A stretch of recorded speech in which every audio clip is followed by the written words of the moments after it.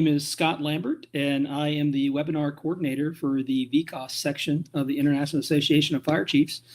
And on behalf of the International Association of Fire Chiefs, I'd like to welcome everyone to tonight's presentation of how electrified is your response area.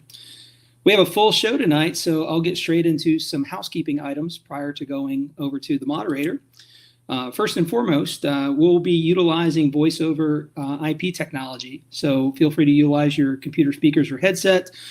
Make sure your headsets are turned on and the volume's turned up, and for everyone's convenience, the microphones have been muted. During the presentations, we do encourage participation. In the upper right-hand corner of your screen, you should see a chat, question and answer, and handouts if applicable.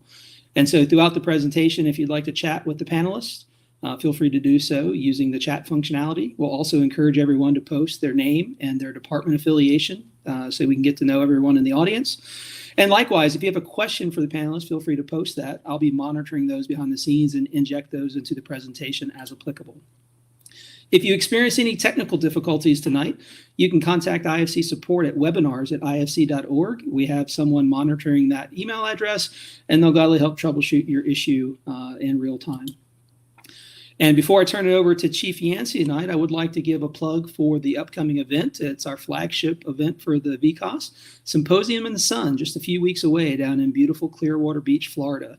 November 11th through 14th, and feel free, I think registration is still open, though it's filling up fast, ifc.org/VCOS Symposium. And with that, I'd like to go ahead and introduce Chief Al Yancey tonight. He'll be acting as our moderator. Chief Yancey, are you in the crowd? I am here. Thank you, Chief. Again, welcome to everyone on behalf of the Volunteer Combination Officer Section Board. Chairman Flynn, we welcome you to this webinar. I think you're going to get a lot out of it. My name again is Al Yancey. I'm from Minooka, Illinois, and serve as a VCOS board member. I served as part of the incident management team during this Morris Battery fire, and I'm happy to be a part here to work with Chief Steffes again. I'll be your moderator for this evening. So as we get right into it, first want to introduce our panelists for tonight's discussion. And first introduction goes to Chief Tracy Steffes from the Morris Fire and Ambulance District in Morris, Illinois. So Chief, I'll turn it over to you. I know you've worked closely with the other panelists. So I just ask you to go ahead and introduce yourself and the panelists to the audience. Absolutely. Thank you, Chief Yancey. And yes, my name's Tracy Steffes. I'm the fire chief here for the Morris Fire Protection and Ambulance District. We're located in Morris, Illinois, which is just about 8 or 10 miles down the road from Chief Yancey's hometown, or his home department town of Minooka, Illinois. I've been with the Morris Fire District for 32 years, the last 10 years as the chief. And I've invited a couple very good friends that I've gotten to know since our lithium battery fire that I think are going to bring a totally different level to this presentation for everybody tonight. And I'm very thankful that they're able to join us because they bring an expertise to this presentation that I could not do. And I think, like I said, is going to be very beneficial to you. And the first person I'd like to introduce is Ben Reitzman from Indianapolis, Indiana. And Ben, if you can introduce yourself and tell everybody who you represent and your background. Thanks, Chief. So Ben Reitzman with Battery Innovation Center. I'm actually president and CEO of Battery Innovation Center. We are based here out of Indiana, just a little south of Indianapolis, but it's an easier reference for most to say Indianapolis. Background is actually electrical engineer, master electrician, and have been in the battery industry, electronics industry for over 24 years. Spent a lot of time designing some of the very early battery systems back with lead acid and nickel metal hydride. Today dealing with lithium ion and a lot of our advanced chemistry. So privileged to know Chief and Ron and some of the other folks here. Obviously met through in unfortunate circumstances, but opportunities to all learn and grow together and share. And so the BICS, just real quick, the BICS outreach mission, we are the only center like us in the entire United States, one of a few in the world. We help set those others up that are focused on advanced battery development, testing and certification, along with training and outreach as part of our testing and certification and training and outreach. We do lots of work around fires, explosions, recycling and the like. So I'm glad to be a part of the panel tonight. All right, thank you, Ben. And the other panelist here is Ron Butler. Ron comes to us from Detroit, Michigan. Ron, do you want to introduce yourself? Yes, sir. Absolutely, Chief. And thanks for having me. I appreciate it. Ron Butler, 27 years in Detroit Fire Department, recently retired. Thank you. It was a good day and a bad day. I'm CEO of Energy Storage Safety Products International out of Ann Arbor. We just recently opened up an office in Chicago and an office in Nashville, Tennessee. We focus on battery safety throughout the life cycle, from chemistry, creation, testing, all the way to recycling and reuse. We put a focus on lithium and lithium-ion battery safety. I'm also a partner with eCell Secure, and we're out of Ann Arbor, Michigan. And we work with the US DOT and US EPA on designing and developing specialized battery transport and storage systems. So thanks for having me. All right, and I would like to, on behalf of Ken and Ron and myself, thank the International Association of Fire Chiefs for asking us to do this presentation. And for the attendees, our goal is to share our experiences with you and our knowledge, and to make this at the end, to maybe give you some knowledge to maybe address these issues more safely for your members and your community. So, Chief Yancey, I'll turn it back over to you, and we'll go from there and get this show started. All right, thanks, Chief, and thanks everyone for being here again. We'll get into the panel discussion. For the benefit of the audience, I just want to introduce the incident that day and to get right into our discussion questions. On June 29th of 2021, the Morris Fire and Ambulance Protection District responded to a report of a structure fire at a former paper mill in the city of Morris, Illinois. Chief, we know from reading articles and news reports that at the time of the reported fire, neither the city or the fire district was aware that this former paper mill was now being used as a bulk battery storage facility. The business owner had not gone through the registration process, notifications, things that needed to be done within your jurisdiction. So, Chief, just start out and describe the dispatch and what your initial arriving companies found. Yeah, we received the dispatch on June 29th about between quarter and 10 till noon that day.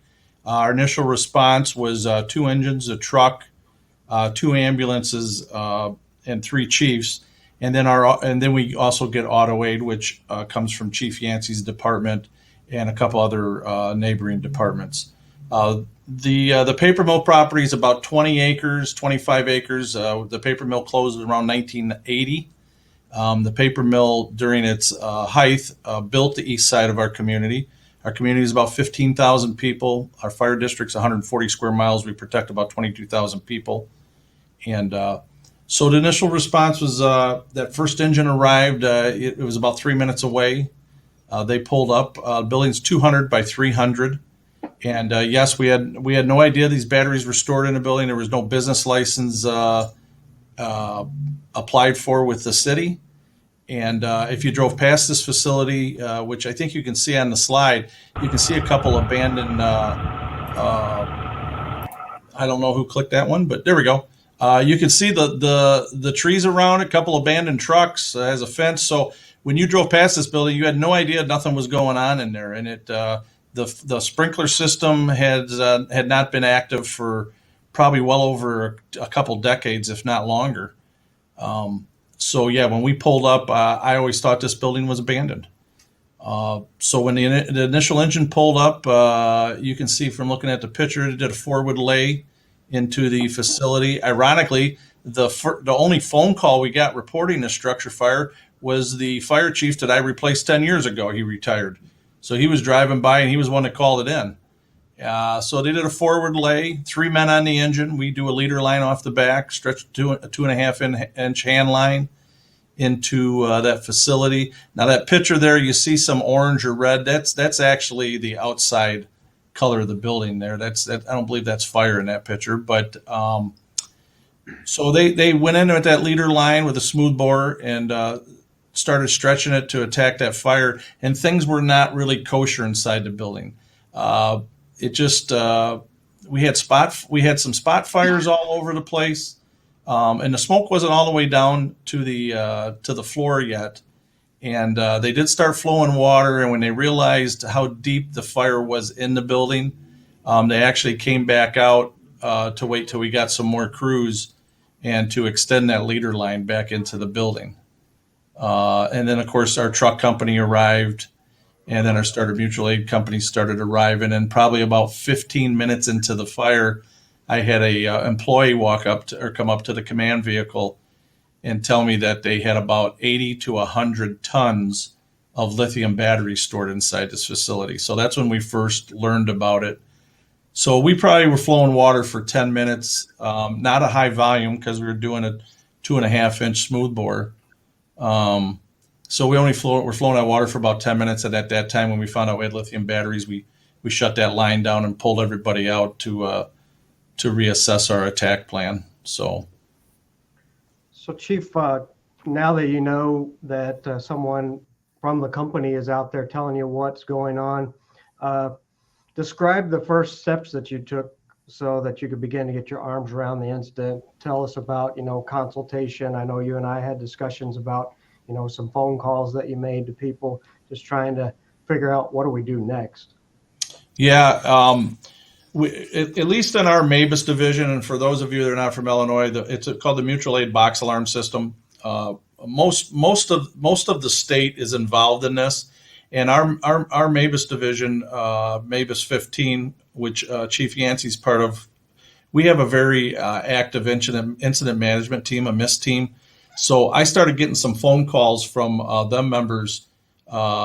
Especially a gentleman named Bill Offerman from Elwood Fire Department, has a very extensive background in hazardous material and stuff, and giving me some good pointers on the lithium batteries. Obviously, not to apply water to them at first is what we were told, and to increase our evacuation at least to 200 to 300 feet from the building, which is what I initially did. I pulled everybody back until I found out exactly what we were dealing with, and I will tell everybody, when this webinar is over, look up the National Response Center's phone number and put it in your phone. Because one thing you want to do if you have an incident like this is make that call to that National Response Center or have someone do it for you. Because I was shown maybe a couple days later how the National Response Center, how that alert goes out and that notification goes out to parties. And I mean, it notifies local authorities, state authorities, federal authorities. So you could get a lot of people notified rather quickly through the National Response Center. So make sure you look that number up and keep it with you. We had a fire that was in Rockton, Illinois, which is north of us about say 2 hours up towards the Wisconsin-Illinois border. Involved a large hydrocarbon fire. And so that even though that fire actually helped us because there was a lot of assets of people, U.S. EPA, Illinois EPA, that was still at that fire that were able to respond to us pretty quickly. So I had people on the scene pretty quick. If you're from Illinois, there's another team called the Civil Support Team. They're run by the National Guard. They can come out and start doing air quality monitoring for you instantly when they get here. And actually, the governor activated them and sent them when the National Response Center got the notification. So, them are some of the things you need to do to get your arms around it. You need to listen to the employees that you have there and take the advice of the other chiefs that maybe have a little more knowledge than you do some days. So give us an idea. You're leading into that real well to talk about the resources, but if you could kind of expand a little bit on how you began to manage this. Obviously, you have a ton of resources coming in from state, local, and federal agencies. So maybe you could hit on a little more on the ILEAS concept here in Illinois and how the incident management team really worked into that with mutual aid from other management teams as well. Yeah, when our MISS team, our incident management team, showed up, it's important to have the members, to number one, to take care of your staging, because you got a lot of assets coming in. You got to make sure you got them staged in a proper place. Getting someone to be your safety officer, getting someone to look back into your response area, because we stripped so many resources for this fires that if another community would have been stricken with an incident, we had all their assets in my town. So it's very important to assign one of them people to look. We call it looking back in the district with our division, and that chief has full responsibility and authority to call in either strike teams from other mutual aid associations or divisions to make sure you're backfilled if that incident comes up. The ILEAS is the Illinois Law Enforcement Alarm System. It's just like our box alarm system for the fire, and it's for law enforcement. The police chief here had to request the ILEAS alarm system because we evacuated about just under 2,800 residents from the area because of the HF gas we were worried about coming from the scene. And it was one of them evacuations, not like, hey, you got 10 minutes to get out. Hey, you need to get out now. And it just drug a lot of resources. And I could not give the police or law enforcement any resources to help them because we were busy combating the fire. So another thing for your police is look out. We use public works people. So your public works people, they had 30, 35 employees here at Public Works. So they're able to get them out and help. So between local law enforcement, the ILEAS teams that we're able to bring in, and the Public Works, they did a very efficient job. We evacuated about 10 square blocks on the east side of town, which is all residential. Basically, we do have a small portion of industrial, which is right at the edge where this started. Across the street was where the residential started. So yeah, it's very important to reach out to these team players for you that will come in and give you some advice on what to do. And the best thing to do, and I know all of you know this, is if you're the incident commander, even if you think that you're frazzled and there's a lot going on, you got to keep your head on your shoulders, because when the troops see that the incident commander is getting frazzled, it just works right down the line. So, just bite it off in pieces that you can chew and swallow, and attack it that way. You're not going to be able to do the whole thing yourself. You got to get your neighbors in to help you, and because that adrenaline dump is going to disappear after a few hours, and you're not going to be thinking clearly, and you're going to be overwhelmed. So make sure you get them assets coming early on. It's very, very important. So we can see that slide talking about mitigation and control, some of the steps that were taken just as you began to get your arms around the incident to isolate, evacuate, and begin to mitigate. Again, talking about the things that were just the unknown and trying to work through that just to get control of the incident. So as we move through mitigation and control, that was on the slide there, that let's just begin, I think, to get into the panelists, our other panelists, and start the discussion about the unique characteristics of these lithium batteries that present such a challenge for fire protection. It's new to us. It's new things that we're encountering more and more every day. So let's get into some of the panelists. If you want to begin the discussion on unique characteristics that we face with these batteries. Thank you, Chief Yancey. What I first wanted to make very clear is that I was requested by Illinois Emergency Management Team to leave from Detroit at about 6 o'clock in the morning to support the efforts in Morris. It took about 5 hours to get there. On the way there, I was in constant communication with Chief Steffes and EOC, making recommendations relative to the types of suppressants that were used and suppression methodologies. When I arrived on the scene, the first thing I noticed was the smell of electrolyte in the air 4 blocks away from the scene. I noticed that same smell of electrolyte a couple of weeks ago when I went to visit Chief Steffes in his office. I stopped by the scene and I still smelled electrolyte. The other thing I noticed as I approached the scene is how clean the scene was. And I don't mean the fire itself. I don't mean the commercial building. I mean the polished job that both Chief Steffes and Chief Yancey, the entire team, did in managing an event they had never seen before. I cannot possibly overstate how difficult of an environment this is, because there's no guidance, there's no rules, there's no standards. There's nothing in the International Fire Code until recently. We just voted on something last week. We'll see something in the 2021 and 2024 code cycle. I'll get to that towards the end, and so will Ben. But that absolutely stood out to me. It could have been a major problem, a major issue, but the professionalism was very clear. The problem from my perspective is that will not always be the case. Not because departments that are responding to events like this aren't professional, but that sometimes they lack the tools, sometimes they lack the manpower, sometimes they lack the know-how. I think what Chief Steffes in particular did with this event was he set things up in a way that there was success to come, not just for fireground operations, but for the 4 square miles of evacuees that had yet to return to their homes. And he protected a lot of people in the process.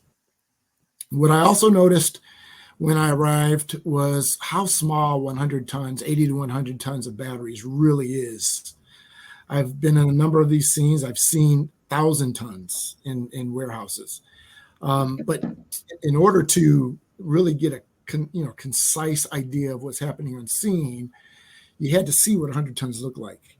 It wasn't that much. By extension, what does a FedEx facility look like? What does a manufacturing cross-docking environment look like? What does the Amazon fulfillment center look like? I think these are problematic. I don't think they've been addressed in code. And we'll talk a little bit about flash code as we move forward. But I wanted to run you through this video just a bit, and it gives you an idea of just how interesting the response was. Now, what you can see is there's purple material on the ground. And of course, that's purple K, not intended for lithium or lithium batteries, mostly for refineries and the like.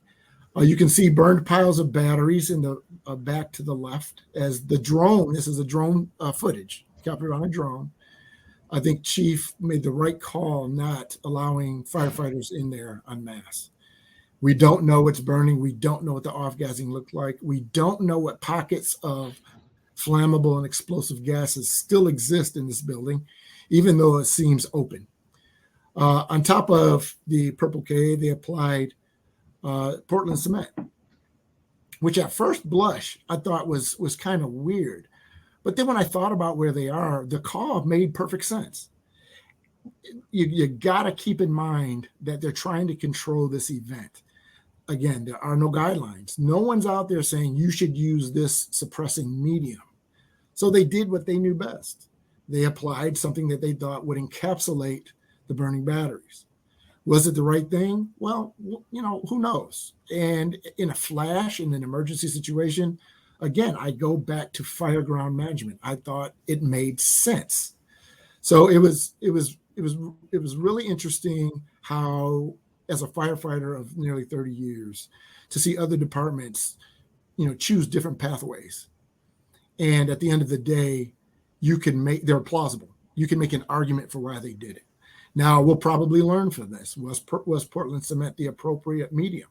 We don't know yet. I mean, there's lots of testing needs to be done to determine what works best. Another thing I'll point to your attention in this video is burning batteries on the far sides of the building. So the D side, I believe this is a D side, and as we move forward on the B side. So 300 feet separated the burning materials, the burning batteries, and you'll notice that much of the material in between those sets is unburned, unaffected. Of course, that leads the discussion to, was this gentleman trying to burn his facility, and was this arson? I think listening to the discussion, I think the folks the emergency manager, the fire marshal, decided that it was plausible that this fire did start and spread without something nefarious taking place. And all the other details, I think, really support that idea. I believe Chief will correct me if I'm wrong. I believe the gentleman lost $1.5 million in commodity. He didn't have insurance. Why would he burn his facility? So the fire started from other causes, and it looks like probably spread across the roof line unless a further determination was made since I've been there. Not affecting the materials, as you can see in the middle, but burning the materials on the far ends. What that points to is a problem with packaging. What are we putting our batteries in? Wood cases, Class A combustibles, easy to ignite. We have to look at packaging. We have to look at processes for separating piles of batteries, which is called out in the IFC code 2021 and 2024. So I think we're good on that video. And Ron, for the viewers, just so Portland cement is just a extremely dry powder, and in fact, it's made by taking clay and superheating it to make Portland cement. And Portland cement is a dry ingredient that's added to ready mix. So you get aggregate, sand, and water to make ready mix. So this isn't a wet compound like concrete you put in your driveway. This is extremely dry, almost zero moisture content. That was one of the reasons we liked it. And it's very easy to apply. You just apply it with a 4-inch rubber hose and an air compressor. And it's readily available in our area with our ready mix companies. And it's rather inexpensive. 28 tons was $3,200. So just so everybody understands exactly what Portland cement is. Some people think it's like regular driveway cement, and it's not. It's an ingredient in ready mix. Chief, the first bullet on this point, the owner informed you guys that there were lithium-ion batteries indeed inside burning, correct? Yes, he did about 15 minutes after we arrived. Okay. He told me he had different types of lithium batteries, and they were separated, he told us. And I think when Ben did his walkthrough, he identified mostly rechargeable batteries or lithium-ion batteries. We'll identify the differences shortly. But when the owner says that you cannot put water on it, he's absolutely wrong. His intentions were good, but you can absolutely use water. I think that's something that needs to be established early on. That applies to lithium-ion. If you had a battery warehouse full of lithium batteries, which are reactive, then you might want to consider at least taking a different approach. So, Ron or Ben, could you, for our audience, some maybe not have much knowledge, could you touch on those characteristics? The issue with water, no water, how they're stored next to each other. Pallets need to be separated. Could you share a little bit of those characteristics just so our audience of firefighters understands, what they're up against and why it's important to clear the area, do something, not do something? Ben, did you want to take that? Yeah, I think it's important. And this is also, there's some sizing in here as well. So I will say there's some straightforward answers, but then there's also some, it depends. So this is, critical for assessing that situation. Traditionally with your lithium ion, which are all lithium chemistries that do not contain lithium metal. So they're typically not primary. They are the rechargeable variant. With those, you're going to find that that water will work in some measures. There are times that water will not be enough. Where we always use the phrase copious amounts of water, but there are times where copious amounts of water, as you probably all well know, you'd love to have it, but it's not accessible, or it's not available, or it's not simply plausible based on the size. And then lithium metal, which it's shown in some further slides as well. But lithium metal are your primary. Typically, most people are used to seeing, coin cells, like what goes inside of your key fob or a watch. But there are larger and larger lithium metal cells. These are usually one-time use. There are some rechargeable variants coming out, but those are very rare, if at all, existing for the commercial markets. But the lithium metal are going to be the ones that are, again, primary lithium metal, and they will, in most cases, will react, do react quite violently with water. And so, depending on size and what you're fighting, it's usually the recommendation to not put water on those. There are times where you can put it out with water, but it's usually the general recommendation not to do that from a primary lithium metal. So you have to, again, assessment of what's in your facility to know, what measures that you may be able to take or that you may have to avoid depending on the scale of that technology. Yeah, I agree, Ben. I think it's a volumes issue. If you walk into responding to, as you can see in this video, and they're still smoldering, as you can see, ongoing, and this is a couple of days later after the initial response. You walk into a battery warehouse of pure batteries, nothing but batteries, 50,000 square feet, problematic. Where's my water supply come from? What types of batteries do I have in here? Many times the owners don't even know what their commodity list looks like. So you walk into a facility and you don't know what to do. Something, the flip side of that coin would be I'm responding to an automotive electric vehicle manufacturing facility. Well, I'm assured that most of the batteries in there are large format packs and they're lithium ion. They're rechargeable. Lithium is generally always not rechargeable. I don't think I've seen a rechargeable lithium battery, but they're rechargeable. But if it's rechargeable, and as Ben rightly pointed out, we're going to show you in a couple of slides how to make that distinction, and you'll have a better sense of how to develop your SOPs and emergency response procedures. Concerning this slide. What I saw were two larger piles of burned and burned out batteries.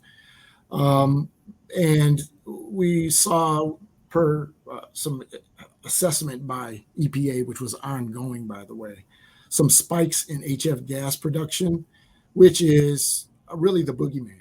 If there's a suite of gases we need to be concerned about, at the top of that list is probably HF. Now, there hasn't been a lot of data collection, not a lot of studies done relative to how it's produced and how it loiters in an environment and how it affects the first responder or otherwise. But we can rest assured that the focus for EPA at the time was indeed HF. The governor declared a state of emergency while I was there. And again, I had a chance to see the EOC in operation run very smoothly. And I don't think that the folks on this call really get a sense, because they weren't there, as to the immense impact that burning batteries can potentially have on an environment, not just locally, not just in the direct vicinity, i.e. where firefighters are responding, but what are the downstream effects? What are the downwind effects? And we just didn't know. And to this day, we're still not clear on a number of these issues. I'm not going to read any of these bullet points. I just want to show some of you're going to have to employ some ingenuity because there are no guidelines. And that's what you see, the stick extended here. And we're going to deluge it a bit, drop some water on it after we found out that we could indeed use water. And after I might be wrong on the numbers, but talking to the EPA at the time, they were preparing to order a ditch be dug around the warehouse.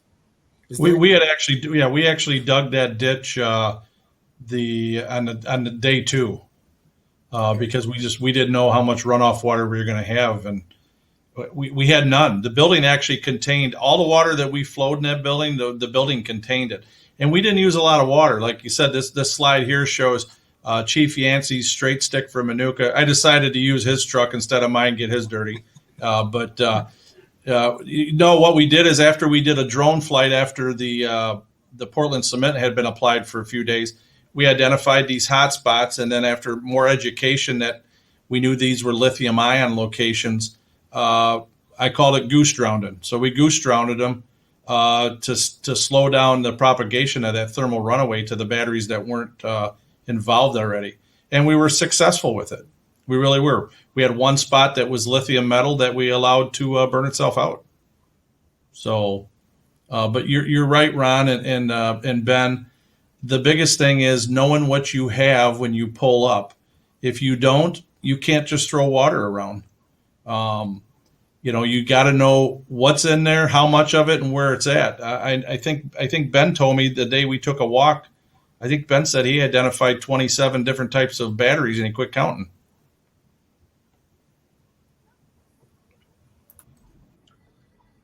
There's another video we'd like to show you, and just to show both downwind and downstream at the same time.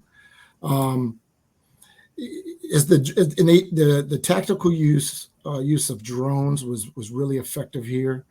These are not conditions in which you want to insert your firefighters. Yes, we're concerned with toxic gas emanation and downwind issues. Yes, we're concerned with HF and HF acid runoff and its effect on the, as you can see as we roll this video, a nearby river. I mean, these are real concerns. And as you can also see in this video, this is a residential area.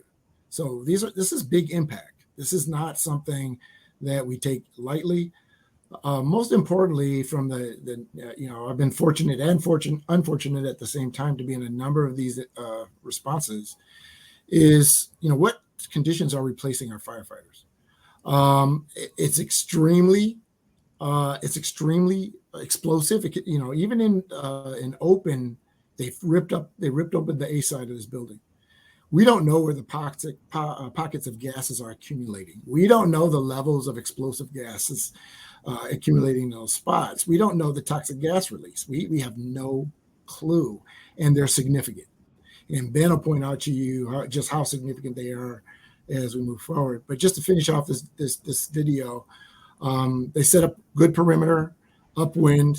It was really, again, I was really impressed. I've seen a couple of them that weren't so impressive, that the firefighters were put in harm's way, many times by no fault of the officers and incident commanders, because they just don't know.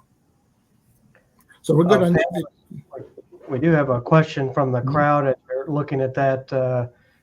What was the highest HF levels recorded? Do we have that? Does anyone have that on the panel?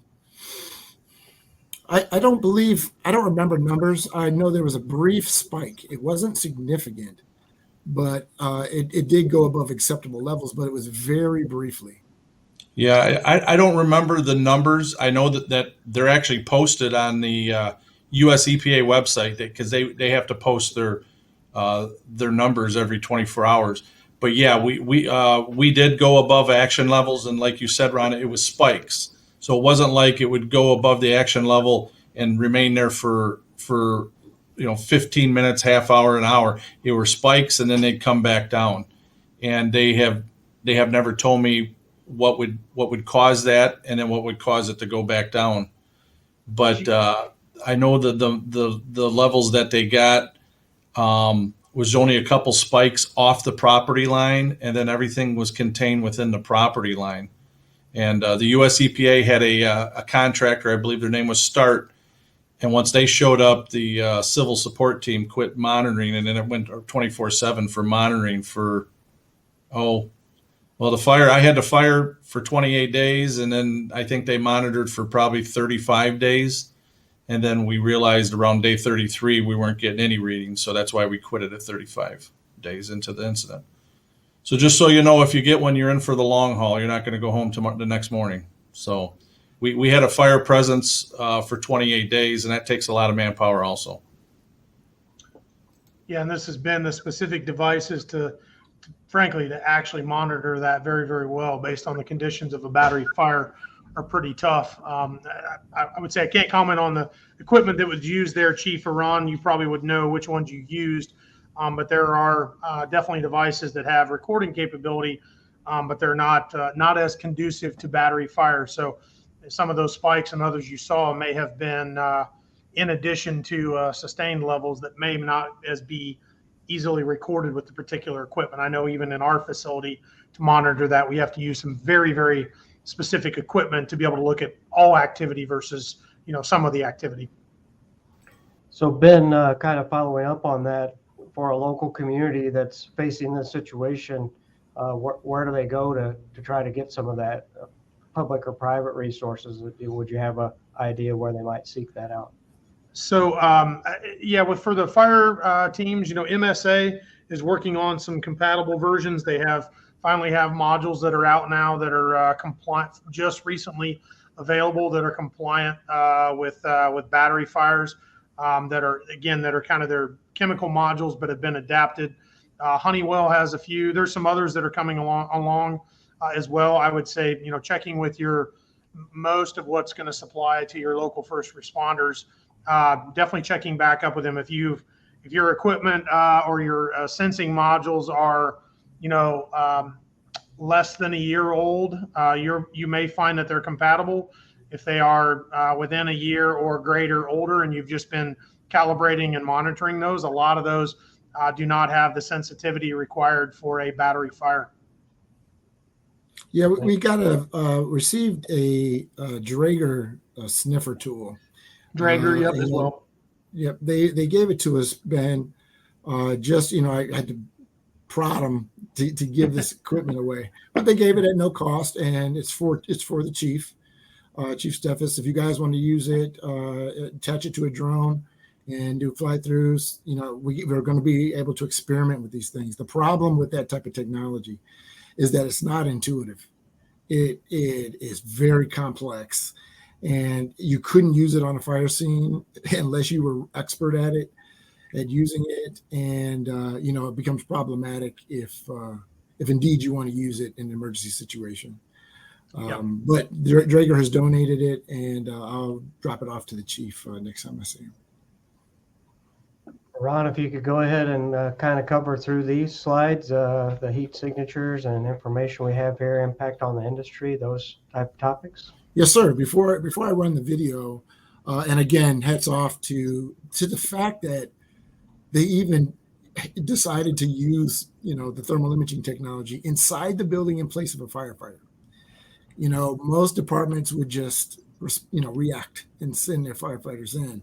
I thought this was brilliant. This is actually, in my discussions with DOT and EPA, this is actually the grounds for emergency response guidance. This is how you do it. And they did it on the fly. Again, they didn't refer to emergency response documents. There were none. This is a sea change event, really the first of its kind. It's certainly in a residential neighborhood that, there's been other fires. There are always fires that no one hears about. Ask Ben, he'll tell you. They happen all the time. But as you can see, there's still hot spots in the building. And I'm not sure, I think this was day 2, correct, Chief? You know what, Ron? We did so many drone flights. We were doing 2 or 3 a day. I can't remember how many days this is into it. But those of you that the only way you can fly your drone inside a building is they need to train, and this is with our local police and sheriff's department. They train. They meet every month and train. They actually train flying in elevators from floor to floor, so they're very proficient with their drones. Like I said, they would come and fly 2-3 drone flights a day for me. And then there was questions about decon in the drone after they flew in this. So they reached out to the manufacturer. The manufacturer told them what they needed to do for gross decons, and then also how to ship the drone back to the manufacturer so it could be taken apart and cleaned properly and sent back. So if you do choose to do this, make sure you reach out to your drone manufacturer and get them that guidance of what you need to do for gross decons or decon, and then what you need to do when the event's over. As an aside, Chief, NFPA just released their free drone training course Monday, I believe. I believe if you go to the NFPA website, there's some guidance on how to apply drones to the fire service. Oh, cool. Good deal. Okay, we're good on that video. It shows the hot spots still glowing. If I could, let me go back to that slide. There's a couple of points that I think need to be highlighted. Since this event, that number has increased. You see 7 automotive companies that have experienced fires. It's much more than that. There were, fires in an OEM recently, automotive OEM. There's been a fire at Edwards Air Force Base involving Reaper drone batteries, large format battery packs. They happen quite frequently. Most of the time, they sweep it under the rug, and it doesn't make the news. As an aside, also, we're going to talk a little bit about code language. If there's anything, just from my personal opinion, we need to take away from this training, is the code is coming, and it's not going to be friendly to industry. Whenever it's reactive, and cities like Morris and the state of California, which are now going through flash code changes as a result of Morris, whenever they make flash code changes, it's because they're going to protect theirs. They're going to protect people above and beyond the wishes of industry. Now, industry, if there's anyone that's panicking a little bit, it's industry. And I can see on a daily basis that they're starting to pull their heads out of the sand a bit and reacting and kind of mitigating on the front end their risk, which I think is a good thing. So a lot of questions came up as a result of this. Like I always tell Chief Steffes, be prepared to talk a lot over the next couple of years, because you're the one that experiences. No one else in the country really in this manner has experienced this, not just from the emergency response perspective, but also from the the cleanup perspective as well. So some of these questions have to be answered. And I think bringing industry and the fire service together is probably the best way to do it. So a little bit of lessons learned, and then I'll turn it over to Ben. The cleanup is not yet underway, as Chief Steffes pointed out. Imagine if this was an automotive OEM and they had a failure and they have to wait 6 months to clean up. That costs money. And they're starting to recognize that. What are the fire suppression and fire control challenges? Was again, asking questions on the fly. Portland Cement was brilliant. But as we step back and we really do the testing required to determine what works best, we'll use something like that again. And if not, what replaces it? I talked about the flash code as part of not just the flash code changes, but the normal IFC code cycle. 2021 and 2024, which was just voted on, have detailed language directed at lithium-ion battery ownership. And it's not as harsh as some people would want it to be, but it's not as lenient as others would want it to be. How do we move the batteries? These batteries are still active. They plan on recycling a number of these cells and modules. So what do we put them in? What do the trucks look like that we put these in and put them on the road? We don't want to have a reignition on the road and it becomes some other fire department's problem. Lastly, insurance underwriting was at an EPA meeting recently, and a quote from an insurance leader, and I'm this isn't a direct quote, I'm paraphrasing, but for most intents and purposes, they're not going to underwrite battery-facing industry anymore. They're not going to do it. If you have anything to do with a battery, you're a manufacturer, you're a shipper, you're an integrator, you're a dealership, you're a recycler, you're on the hook. And that's in the insurance industry usually chooses their words very carefully. And I was surprised to hear that. Containment. What you put your batteries in really counts. And I think the code reflects that. Hey, Ben, this is a video for Ben. Yeah, appreciate the intro. So this was another event that unfortunately not far from Chief Steffes area that we were part of the response team. In fact, the day that it happened, a phone call that came in that a grid storage unit was on fire. That's in place there at the. There's a renewable setup, both batteries and solar and wind in place there at the nuclear plant that exists there in Illinois. And as part of that, speaking with the chief and the local department in regards to a type of battery that wasn't supposed to burn. So this is a lithium iron phosphate battery, and the manufacturer themselves telling folks and manufacturer and integrators saying that, their batteries don't burn. So the event that, we had there was not a battery fire. Obviously, even en route, getting a chance to speak with the chief and others to let them know that in fact they do burn, that they were unfortunately wrong about the technology that they were producing. And obviously the local folks that were on the ground there were witnessing firsthand, I would say, kind of the fallacy that technology does not burn as well. And so, yeah, I would say that kind of the contrast here to that event is, as you look at what Chief and others did at the Morris, they were, as Ron and others well put, they were reacting to something they had never been exposed to before. And so they were asking themselves their own questions on what they do and no basis to do that.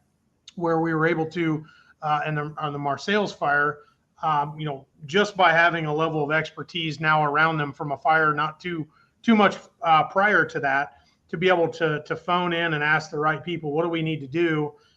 Where instead of having a fire that went on for even longer of amount of time, and frankly could have gotten even bigger, and you had a lot more from a battery perspective that was here. Now, luckily they were all the same chemistry, but there was a lot more energy that was here, very, very close to each other.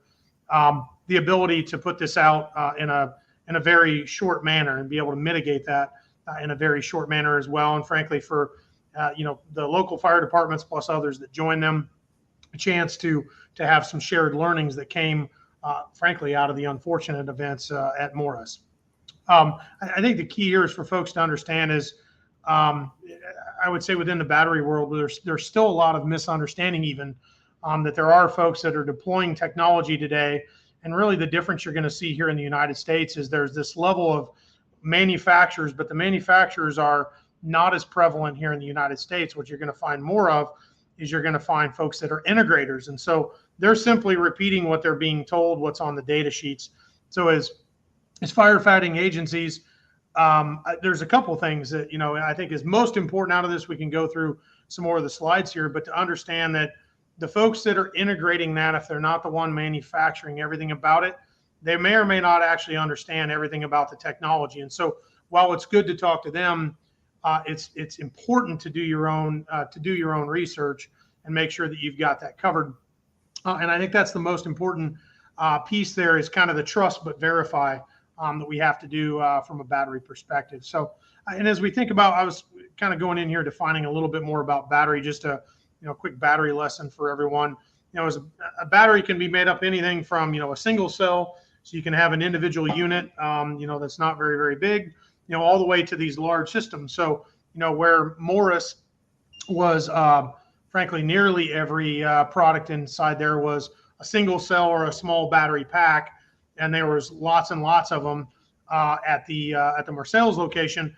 That was a huge battery pack that was composed of a ton of batteries all put into a particular application. And from all of these, the biggest thing that we have from a battery perspective is thermal runaway. While there's some there are risks of electrocution on higher voltage systems, but again, most people are used to, if they enter a high voltage environment, they know how to handle an appropriate high voltage environment. But batteries inherently, beyond the silent of the voltage, also have this silent thing, which is thermal runaway. And unfortunately, when a lithium-ion battery today reaches a thermal runaway, you do not put out that fire. There are not ways to put out that fire that exist that you can access today. They're in the works. Folks like BIC are working on those, but they are not ones that you will extinguish today. You are mitigating and you are suppressing and you are controlling, but you are not extinguishing as part of that. And that's really one of the things, even at Marseilles, a chance to help the fire department understand we're going to work on mitigation and propagation. We're not as much going to focus on trying to put that battery that was on fire out. We're working on actually controlling that fire, setting the pace at which that fire burns so that we could actually finish it out quicker and also save other products as well. And within these battery types, as we said earlier, you're going to find the difference between rechargeables and non-rechargeables. Your lithium primary cells that are much more violent and frankly much more reactive, and then your lithium ion cells. How do you, in dealing with both of those from a battery type perspective? And this again jumps right into that lithium and lithium ion. Again, just some takeaways for the folks on the phone here or on the line here is, they are not rechargeable for primaries. They're one-time use. They're typically discarded, and they do contain lithium metal, and that's why they are reactive with water. Is those lithium metal chips that are in there, or the large lithium metal surfaces that are in there. If you have those raw, just simply holding them in your hand, in some cases they will combust. They can also explode at just a component level. So when they're inside of the battery, that water and that additional humidity, there's all kinds of different things can have an impact on how violently a primary lithium battery can react. And so storage and mitigation is going to be different than what we're doing with rechargeable, which is your lithium ion. And within this, there's a ton of different chemistries. Most of your electric vehicles today are going to be of rechargeable. I don't know of anybody who uses a primary, not a one-time use. A lot of your power tools have moved to that. A lot of your portable products have moved to that. But you're still seeing primary used in some very unique and large-scale applications as well. Just like, we talked about water, that's also the same thing with what I would say are firefighting measures. Again, extinguishers are kind of I would say the term extinguisher is a little overzealous on a battery fire. Again, these are about controlling. So if you don't have copious amounts of water, or in combination with copious amounts of water within a lithium battery, using primary lithium batteries, you can use and are rated for Class D. So these are your metal-based extinguishers. But there are cases, again, today where large scales of these, you're going to struggle to get, Class D, fighting and mitigating capabilities of that kind of scale. The next one here would be lithium ion. So traditional lithium ion rechargeables, you would find that most of the time they can be traded with a Class A or part of a Class A program. But as we noted in the event there at Morris, being able to get copious amounts of Class A and or some of the other measures, because there was such a quantity, such a scale of those batteries that were there, a large quantity of batteries, that you run into, that we have to go to additional measures, which was what the groups explored during this. I think this is really the key, and the title of this slide, suppressants. That's the goal here. Like I said, if I leave you with anything coming out of this, is you are not extinguishing a lithium ion or a lithium primary battery fire today. You're going to focus on cooling the fire, trying to keep that suspended in the air. You're trying to watch and mitigate as far as gases that are given off there and are part of the reaction. By reignition, we mean propagation. So with that, we're trying to stop not only the components that are around it, but frankly, any other periphery devices. So think if you've got a car fire and it's in a busy intersection, you're going to focus on not only trying to fight that fire, but you're also going to try to make sure the other vehicles around there are not subjected and become, make the scale larger. So from a suppressant standpoint on the lithium side, you got to think about trying to find ways that we can find things that are, water is really the best, copious amounts of water if you can have access, but that isn't always the solution. But that's the general recommendation because of, being inexpensive. You can help, eliminate the fire. You can help get very good cooling mechanism as best as possible. That helps with suppression. But as the reason you don't use it on lithium primary cells, highly conductive, causes that reaction to get even greater. Limitations of being large quantity needed as well. So as you think about, response hazards, you're going to have your voltage hazard, you're going to have thermal runaways, that shock potential that's there. The leak potential from electrolyte, we mentioned HF, by the way, that is both hydrofluoric and hydrogen fluoride. So you have both the gas state and you have the liquid state, which is why at Morris that they were discussing around doing the trench, because in the middle of that combustion and in the middle of that reaction of gassing, you are going to find that you're going to get a combination of both throughout that entire event, along with other safety risks. Here we like to use the term thermal runaway and rapid disassembly. Most folks know that as fire and explosion. In that case, again, you've got shrapnel and other balance of components which frankly is, I would agree with Ron and them as they're doing the assessment within Morris. Most likely what started those other piles on fire was actually batteries igniting and shooting themselves across the room. They stay there and continue reacting, and they're starting other piles. I think that is a very high possibility in what happened at Morris, that it was just cascading itself.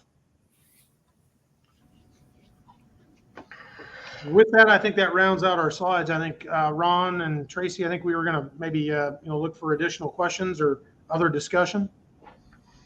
Yeah, I think from here, just kind of some summary of information. It seems a lot of what we're looking at is how the response went.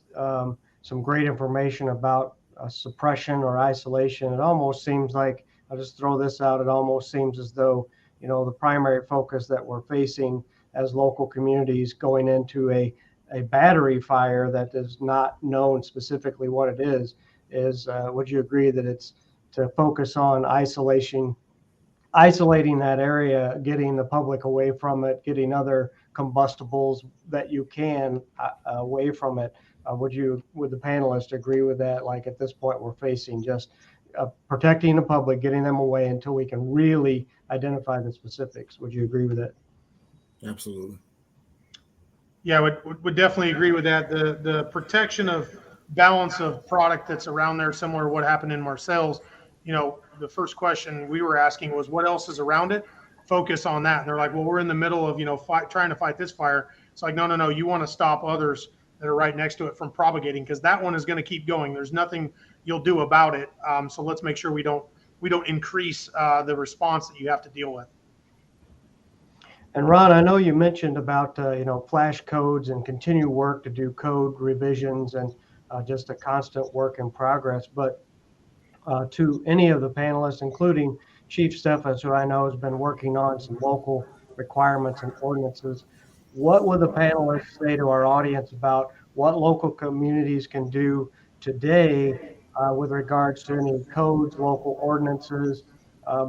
Of course, we always talk about pre-planning, but pre-planning is difficult when you don't know that they're even in town. What kind of things would you throw out to our audience about things to begin doing today to begin to get ready for this, for proper mitigation if a fire does occur? Well, I would start with Chief. I'm sorry, go ahead. No, go ahead, Ron.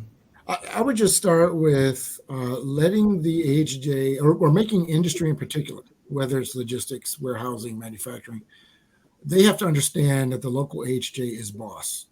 And that's a hard lesson for them because they're used to lobbying. They're used to throwing big money around. The local fire marshal or those making local rules and ordinances are in charge. And oftentimes when these things happen, we react, and it's not always the best way to determine what code language looks like.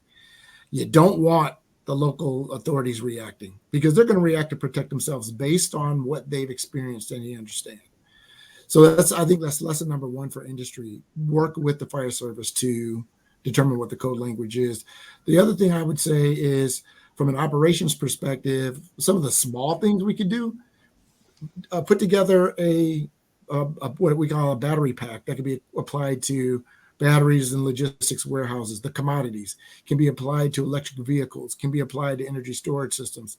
And that's, the basic things in that package, a thermal imaging camera, some, maybe your basic 4-gas metering packages, and a quick response guide.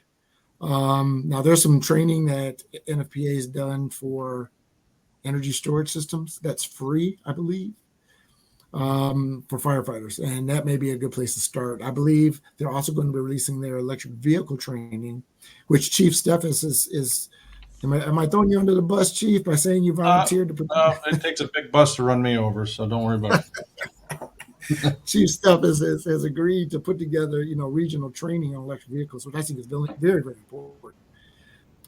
But some of those things, you put in your packages. Those 3 things I think are very important. So, Chief, anything with local stuff that you're doing as a result of this? Yeah, Ron mentions the code that was just voted on. It'd be interesting when that gets out, and I know it's going to take effect 2024 but that doesn't mean that local jurisdictions can't apply their own. And so I think what would be good is to get that code out into the hands of the fire service across the nation. And I know industry is not going to like it, but to make your own ordinance to cover this, because I think separation, classifying the batteries, how they're stored, so we know what's stored, how much, and where. So when we show up, we know where to put the water and where we can't. And like you said, Chief Yancey, we don't know we can't fight what we don't know. And we're going to have them fires, and we're just going to have to deal with them and approach them in a slow and controlled manner. And there was one question here that talks about legalities and how legalities might have slowed you down. The legalities has two parts: the firefighting part of it, the initial response, and then the cleanup. And every fire chief, I think, has the legality issues in the back of their minds of who's going to pay for this, for the extinguishment agents that you try to use. Water's cheap. If you're in a community, it's on the corner. Every 250 foot, you got free water, but not everybody's benefiting to have that. You might have to haul the water in, depending on where you're at. We wonder, what kind of environmental hazard are we going to have from the runoff? Are we going to create more of a legality issue of the runoff and the off-gassing than just letting the thing burn? And then there's the legality issues that we're experiencing on the cleanup right now. Who's paying for that? What's it look like? The attorneys involved, who's gonna transport, like Ron said, transporting. Who's going to transport? Where's it going to be transported? How is it going to be packaged? It's all getting bogged down, and I don't know if there's an answer to alleviate that, because I think legalities are going to be involved no matter what we do, and it does. It hangs on all the fire chiefs' minds, I think. So we have one other question just for any of the panelists having to do with vehicle battery fires. Of course, vehicles parked in attached garages in the houses. Just any comments you would have about that? We're a little bit over our time. We appreciate the audience kind of sticking with us. Looks like everybody's sticking with us for the most part, and so we appreciate that. And we just wanted to try to get your questions answered. Yeah, I'll throw a few in, and then Chief and Ron, welcome as well. Frankly, in that kind of event, if you're going into a thermal runaway event of that vehicle, getting it out of that structure is ideal if possible. Frankly, if not, again, protecting that structure, ensuring that you're able to cool and mitigate the structure around it is going to be the most important, and then trying to work on doing suppression of that vehicle.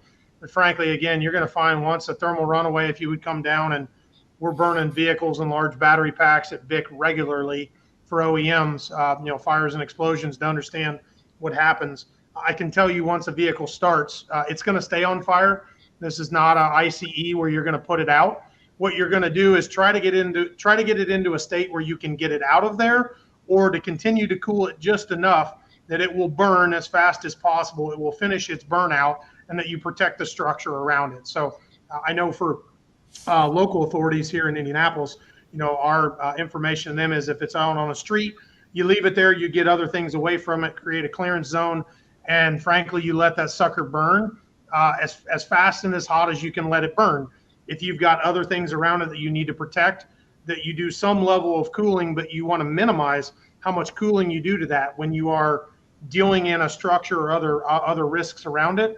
You're going to have to maximize that cooling to some point to protect the other structures. But again, if you're trying to fast track the finish out of that product, it's very similar to oil veins and propane veins. Is once they go, you got to let them burn out. One thing that was brought up at the Illinois Fire Chiefs Conference last week, one thing that I follow, and maybe for you guys, and maybe you do, but the FDNY Firewire is a good source of information. Their Facebook page, they just had some lithium battery fires in some scooters last week on the street, and it's been brought up that some of I'm going to use college students. They'll buy one of these cheap scooters that they can charge up every night to get around campus, and they're bringing them up and charging them right outside their exit door on the patio. and we're gonna end up costing some lives. These things are charging right outside the door, and these kids sometimes are eating ramen noodles and trying to pay for their education, and so they're getting cheap transportation, and it might end up killing them down the road. So you don't have to have a ton of lithium batteries that are going to create a hazard. UPSs. Look at the UPS in business in buildings, and they're usually in the middle of the building in an unvented room. Have one of them catch on fire, and there's just, I think there's things that I know I never thought about until this incident. And the more I talk to Ron and that, and they scare me every day. So I appreciate how much they brought things, and Ben too. They scare me, and I think of new things every day. But I think things we as leaders in the fire service need to bring to the attention of legislators and community stewardship, so we can address these issues, because they're not going to go away. I really don't think they are. I agree, Chief. Lithium-ion batteries are kindling. They are start the fire and spread to everything else. That's generally how it starts. One thing I would throw in is I watched an episode of Chicago Fire, which is all at once the dumbest show I've ever seen, but the most entertaining show I've ever seen, because it's so ridiculous. They had an electric vehicle fire, and the guy walked up with some bolt cutters and clipped the high voltage cable. He's gone. And he just walked up and did it and walked about his business. That is the misinformation that I think people, sadly pay attention to. The classes that NFPA has put together on electric vehicle safety, coupled with the energy storage system response, those classes are, 2 days long together. So it's hard to, Ben does a really good job of getting across some very, detailed concepts on a high level. But we'd spend days running you through this, introducing you to electric vehicles, letting you prod around with them for a little while without getting killed. But it's hard to do in an hour's time. Chief Yancey, one thing I'd say to our audience is if you have your phone, take a snapshot of the screen here, or the slide. You'll have our contact information. And I really mean this. Ron and Ben are a wealth of information. They just bring a total different level to this presentation, and I just reach out to any of us, and we'll get you steered in the right direction. And like I said, my biggest steer is I just steer you who I found out who has the information. And also to everyone out there, if you have one of these fires, be prepared for the phone calls of people selling snake oil. They're going to try to tell you that they have a product that's going to put this fire out and going to control it. I'm just going to tell you it's not true, and they're going to try to get you or your state to spend thousands upon thousands and tens of thousands of dollars on snake oil. So be cautious. And I appreciate everybody letting us go over, and everybody's hanging in with us. This shows that there's a need, and it's been a good presentation. Yeah, I want to thank the panelists for being here. A lot of information, as Ron said, Ben, Chief. We could talk about this for a long time, and probably most people would stay here because it's just so much of an unknown issue that we're dealing with. I would just encourage everyone to reach out to these three folks, these three people, for more questions, answers. They've experienced it, and we know from tonight that they're a wealth of knowledge. So on behalf of myself being the moderator, the VCOS and International, I thank you, and I'll turn it over to Chief Lambert.